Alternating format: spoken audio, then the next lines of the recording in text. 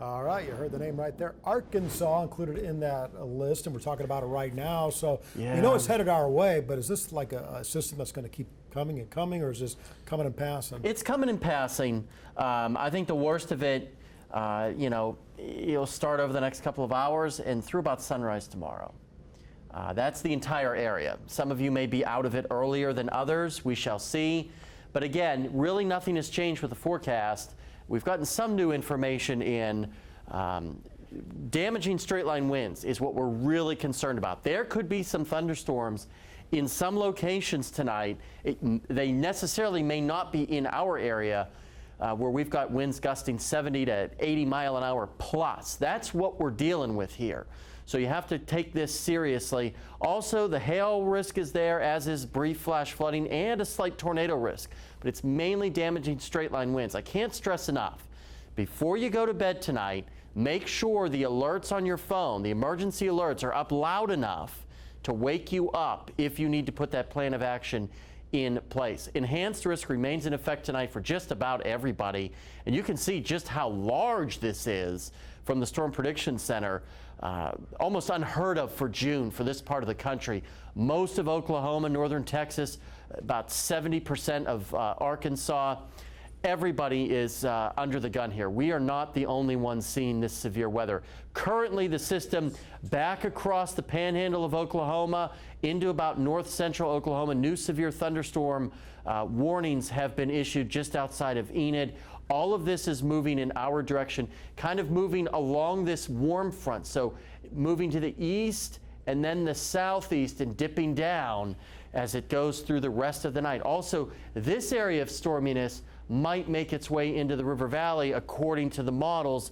We'll have to wait and see on that, but still several hours away here.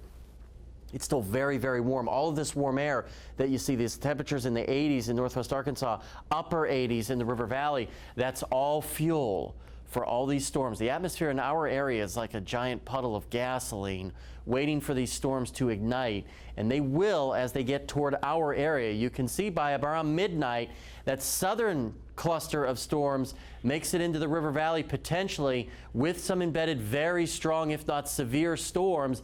Then the other system from the northwest moves in to northwest Arkansas around 1 a.m. This is when the worst of it will most likely happen. Once that initial line moves through, things could stabilize a little bit where the activity behind it isn't nearly as bad. Still could have some very heavy rain, strong thunderstorms, but not severe. We could get a break as this continues to move through mid-morning, but the models keep hinting at, well, maybe early afternoon as the upper level support moves through. One or two couple of stray showers, maybe a thunderstorm or two.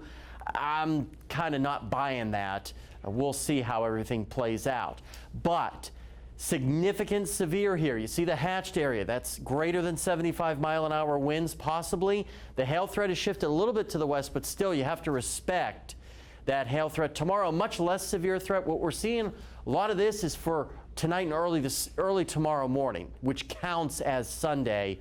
Lows tonight, 60s for the most part. Much cooler tomorrow. All the cloudiness, all the rainy conditions, 70s and mid-80s for the area. Quick look at the extended forecast. Bumpy Father's Day, unfortunately, but the rest of the week looks great. Warming up, we turn off the rain machine. First day of summer looks great. Highs right around 90 northwest Arkansas.